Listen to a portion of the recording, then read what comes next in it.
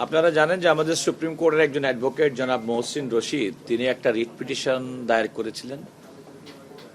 এই রিট পিটিশনে তিনি একটা কমিশন গঠন করার জন্য আবেদন করেছিলেন। সেই কমিশন তার বক্তব্য অনুযায়ী যে বিগত অন্তর্বর্তীকালীন সরকার ডক্টর মোহাম্মদ ইউনূসের সরকারের সময়কালের কিছু কার্যক্রমের ব্যাপারে, কিছু কার্যক্রম বলতে উনি বিগত সরকারের সময়ে গৃহীত যুক্তরাষ্ট্রের সঙ্গে যে বাণিজ্য চুক্তি সে বিষয়ে উনি বিগত সরকারের সময়ে গৃহীত বিভিন্ন যে পদক্ষেপ সেই পদক্ষেপ বিষয়ে একটি কমিশন গঠন করার কথা বলেছিলেন। এখানে একটা উল্লেখ করার মতো যে জনাব মহসিন রশিদ এর আগেও অন্তর্বর্তীকালীন সরকার থাকাকালে অন্তর্বর্তীকালীন সরকারের এবং ডক্টর মোহাম্মদ ইউনূসের কার্যক্রম অনেকটা চ্যালেঞ্জ করেই আরেকটি রিট পিটিশন দায়ের করেছিলেন। ওনার আরেকটি বক্তব্য হচ্ছে যে সুপ্রিম কোর্টে যে রেফারেন্স আমাদের সংবিধানের 106 অনুচ্ছেদে অনুযায়ী রাষ্ট্রপতি কর্তৃক প্রেরিত যে রেফারেন্স যেটি ছিল তখনও বলেছিলেন, এবারও তিনি প্রেয়ার করেছেন যে সেই রেফারেন্স সংক্রান্ত সমস্ত ডকুমেন্ট যেন চাওয়া হয়। আমি রাষ্ট্রের পক্ষ থেকে অ্যাটর্নি জেনারেল হিসেবে এবং আমাদের অতিরিক্ত অ্যাটর্নি জেনারেল জনাব ব্যারিস্টার অনিকার হক সহ আমাদের যারা ল অফিসার যারা ছিলেন, খান জিয়াউর রহমান, মাহফুজ বিন ইউসুফ সহ অন্যান্য ল অফিসার, আমি এই মামলায় রাষ্ট্রের পক্ষ থেকে যে কথাটি বলেছি সেটা হচ্ছে, প্রথম কথা হচ্ছে যে উনি যে সংক্ষুব্ধ হলেন এবং কোনো একটা মামলা করার ক্ষেত্রে যে সংক্ষুব্ধ হওয়ার যে পেরিফেরি আমাদের আইনি বিধান রয়েছে তার মধ্যে উনি পড়েন না। আমি এও বলেছি যে ওনার উদ্দেশ্যটা কোনো আইনগত প্রতিকার চাওয়া না। মনে হতে পারে যে উনি কোনো রাজনৈতিক কোনো একটা উদ্দেশ্য কিংবা কোনো একটা অবলিক পারপাজে উনি রিট পিটিশনটি দায়ের করেছেন। আমি দ্বিতীয়ত বলেছি, উনি যেহেতু ইতিপূর্বে একটি রিট পিটিশন দায়ের করেছিলেন, সেই রিট পিটিশনটা আগেও খারিজ হয়ে গিয়েছিল, একই বিষয়ের উপরে আরেকটি রিট পিটিশন দায়ের করতে পারেন না। আমি বলেছি যে সুপ্রিম কোর্টের আপিল বিভাগের কাছে মহামান্য রাষ্ট্রপতি যে মতামত চেয়েছেন এবং সেটা হচ্ছে একেবারে ইন্টারনাল কমিউনিকেশন, তিনি সেই রেকর্ড এবং সেই কাগজপত্র চাইতে পারেন না।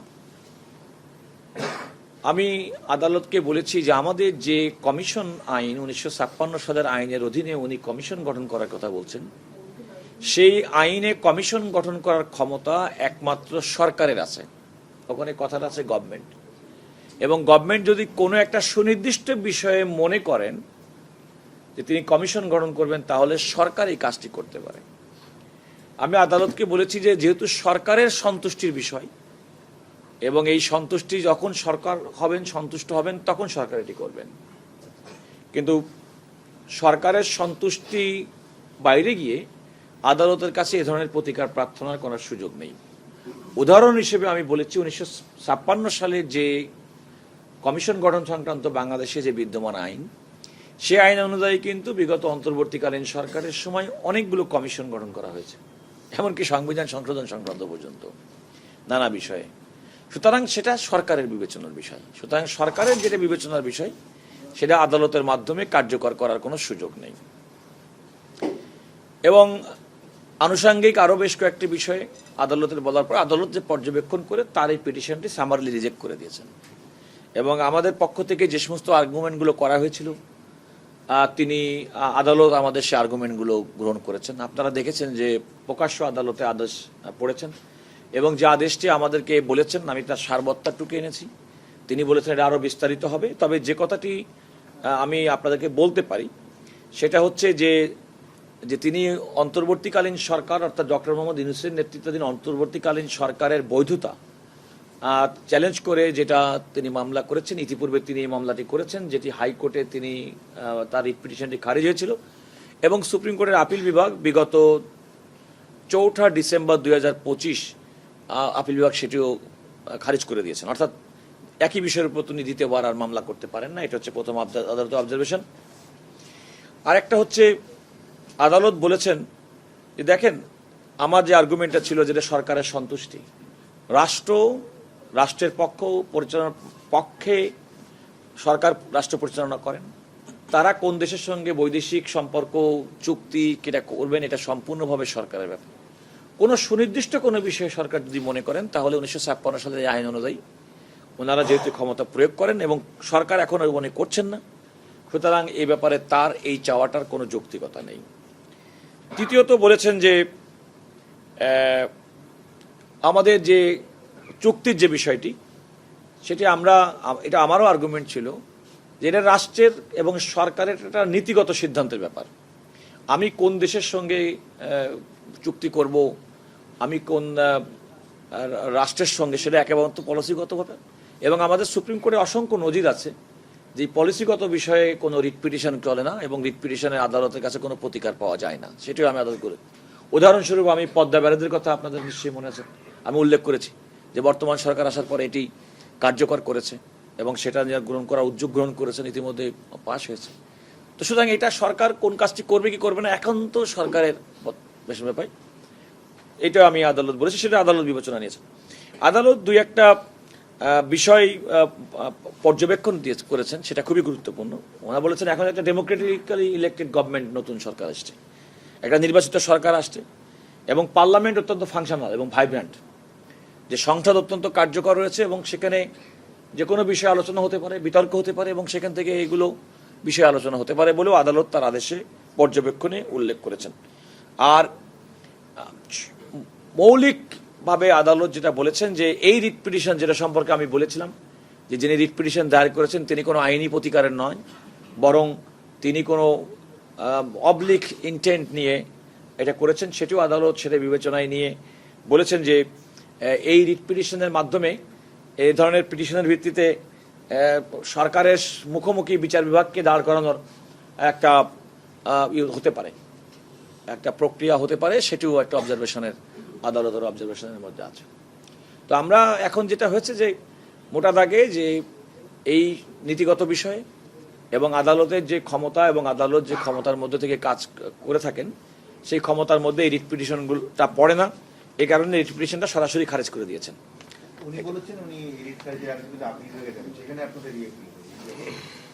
দেখুন, একজন ব্যক্তি যদি কোনো কারণে হাইকোর্টের আদেশে সংক্ষুব্ধ হন তাহলে তার জন্য তো অবশ্যই তিনি আপিল বিভাগে যেতে পারেন। ইতিপূর্বেও তো তার একই ধরনের রিট পিটিশন খারিজ হয়েছিল, তিনি আপিল বিভাগে গিয়েছিলেন, আপিল বিভাগ তাকে লিভ দেয়নি, না দিয়ে তার এটা সামারলি রিজেক্ট করে দিয়েছে। তো উনি এখন এই রায়ে সংক্ষুব্ধ হলে তিনি আপিল বিভাগে যেতে পারেন, সেটা তার একটা আইনগত অধিকার এবং সেই অধিকার যখন তিনি প্রয়োগ করবেন তখন আমরা আমাদের পক্ষ থেকে, রাষ্ট্রের পক্ষ থেকে আইনগতভাবে বিধান, সেই বিধানগুলো একইভাবে উপস্থাপন করব, তখন চূড়ান্ত বিবেচনায় আপিল বিভাগ যা রায় দিবেন সেটি হবে।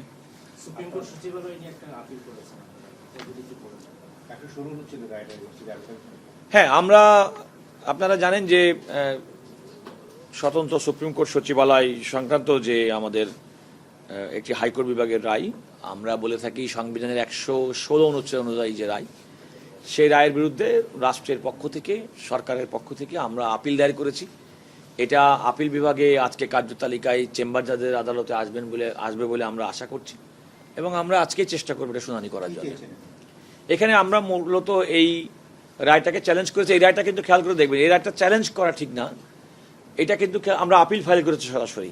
চ্যালেঞ্জ ইন দ্য সেন্স যে আপিল, হাইকোর্ট যে রায়টা দিয়েছিল, হাইকোর্ট কিন্তু আমাদেরকে আপিল করার অনুমতি দিয়ে দিয়েছে। এইটা নিয়ে আমি আরও বলেছি, হয়তো অন্যরকম, আমাদের সংবিধানের 103 অনুচ্ছেদ অনুযায়ী যদি কোনো কারণে আপিল বিভাগে আপিল করতে হয় তাহলে তার স্তর কিন্তু প্রথমে লিভ টু আপিল করে তারপরে আপিল হয়।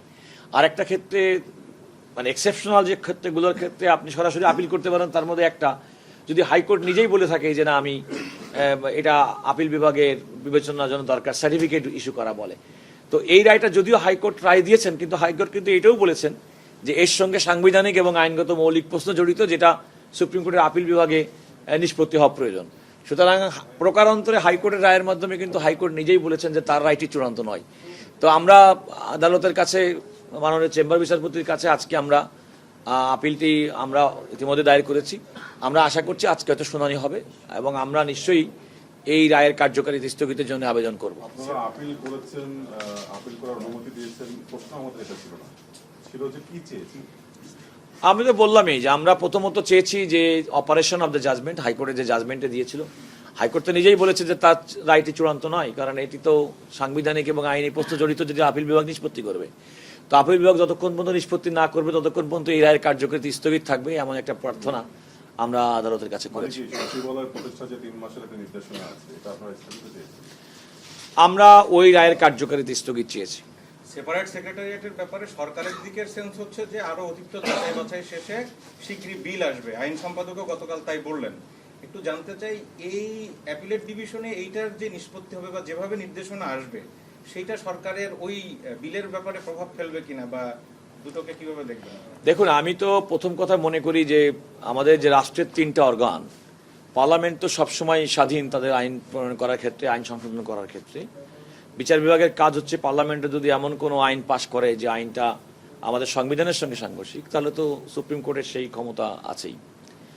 এখন যেহেতু হাইকোর্ট একটা রায় দিয়েছে এবং হাইকোর্ট নিজেই বলেছে এটা আরও পুঙ্খানুপুঙ্খ বিশ্লেষণের প্রয়োজন আপিল বিভাগের, তো এটা প্রকারান্তর তো বোঝাই যায় যে আলটিমেটলি এই রায়টি চূড়ান্ত নয়, সুতরাং আপিল বিভাগের রায়টি হবে চূড়ান্ত।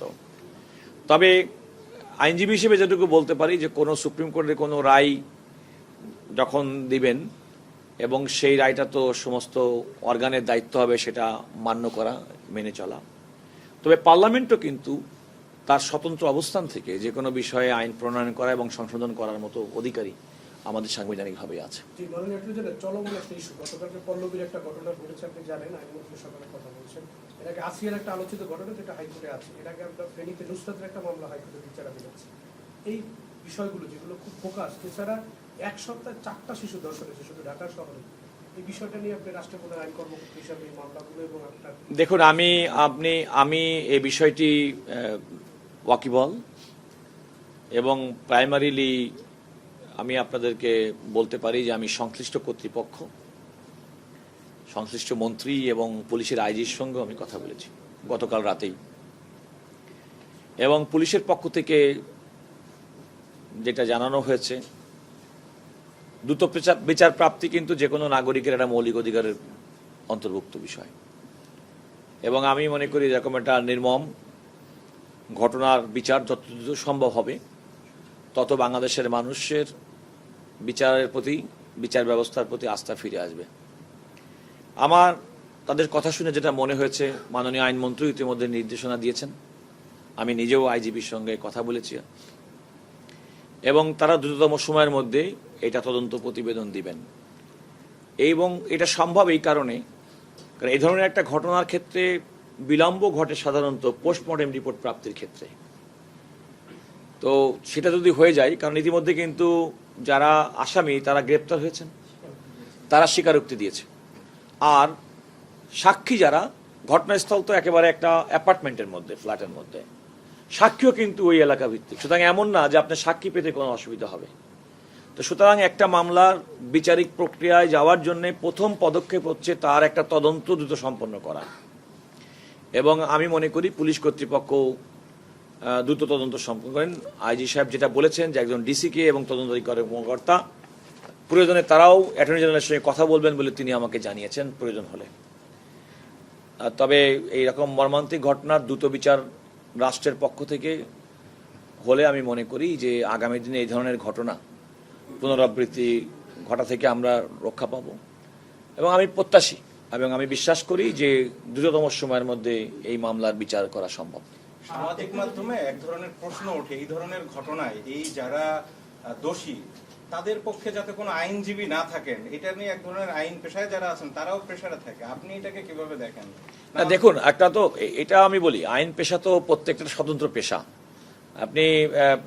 আপনি জানেন একজন ব্যক্তি অপরাধী, তারও তো একজন আইনজীবী পাওয়ার অধিকার আছে, এবং তিনি তো আইনি প্রতিকার তার জন্য, বরং এমন কেউ সামাজিক, আমি কোনো আইনজীবী কোনো মামলা করবেন কি করবেন না, অনেক সময় তার ক্ষেত্রে তার হয়তো ব্যক্তিগত বিষয় হতে পারে, পছন্দ অপছন্দ বিষয় থাকে, তার বিব্রত বোধ হওয়ার বিষয় থাকতে পারে, কিন্তু কোনো একজন অপরাধী অপরাধ করেছেন বলেই তিনি কোনো আইনি প্রতিকার পাবেন না, আইনজীবীর অ্যাক্সেস পাবেন না, আইনজীবী তার পক্ষে নিয়োজিত হবেন না। এটা তো আমি মনে করি যে এটা বরং আমাদের একটা ললেসনেস দিকে আরো চলে যাবে।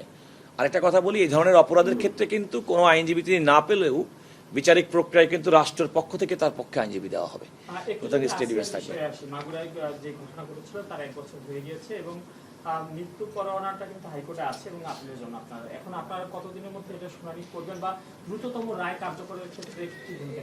দেখুন, এখানে একটা সমস্যা হচ্ছে, আমাদের দেশে ডেথ প্রেফারেন্স যেগুলো হয়, ফাঁসির মামলা যেগুলো শুনানি হয়, এগুলো তো আপনারা জানেন যে এটা আসামি পক্ষও আপিল করতে পারে। মূলত ফাঁসির আসামিদের রেফারেন্স হিসেবে সুপ্রিম কোর্টে আসে ফৌজদারি কার্যবিধি অনুযায়ী, এবং এই মামলাগুলো কিন্তু সন অনুযায়ী শুনানি হয়, এবং এই মামলাগুলোর ক্ষেত্রে কিন্তু আসামি পক্ষের আইনজীবী ইচ্ছা করলেও কিন্তু কোনো মামলা আগে পিছিয়ে করতে পারে না, এগুলো কিন্তু খুব সিরিয়ালি হয়। এবং তবে আমি যেটা মনে করি যে আমাদের এমন দৃষ্টান্ত আছে যে গুরুত্বপূর্ণ অনেক মামলা, আমাদের সব মামলাই গুরুত্বপূর্ণ, অপরাধ তো অপরাধী, তবুও অনেক সময় অনেক মামলার মানে নিষ্পত্তি করার জন্য মাননীয় প্রধান বিচারপতি বেঞ্চ গঠন করে দেন। এমন বেশ কিছু যেগুলো আপনারা বলে থাকেন চাঞ্চল্য, আমি নিজে বলতে চাই না, কারণ সব মামলায়, যেমন আবরার ফাহাদ হত্যা মামলার বিচারটা একটা দ্রুততম সময়ের মধ্যে হাইকোর্টে আপিল রেফারেন্সটা নিষ্পত্তি হয়েছে। তো তেমনটি আমরাও এই ব্যাপারে উদ্যোগ গ্রহণ করব বলে আমি মনে করি। যে কারণ আমরা দেখেছি যে এটা কিন্তু খুব অল্প সময়ের মধ্যে, মাত্র কয়েক কার্য 12 কার্যদিবসের মধ্যে মনে হয়। আমি তো বললাম যে এই মামলাটি, যে মামলাটির ঢাকার অতি সম্প্রতি যে ঘটনা ঘটেছে, একটা 7 বছরের শিশু, আমি মনে করি যে প্রত্যাশা করি যে এই মামলার ঘটনা প্রবাহ, আসামি গ্রেপ্তার হয়েছে, আসামি দোষ স্বীকারোক্তিমূলক জবানবন্দি দিয়েছেন, সাক্ষীরা স্বাভাবিক ভাষার মধ্যে এর সমস্ত প্রমাণ আছে, মেডিকেল রিপোর্ট, পোস্টমর্টেম রিপোর্ট, এগুলো যদি চলে আসে, তদন্ত যদি দ্রুততম সময়ের মধ্যে নিষ্পত্তি হয়, তাহলে তো বিচার বিলম্বিত হওয়ার কোনো কারণ নেই।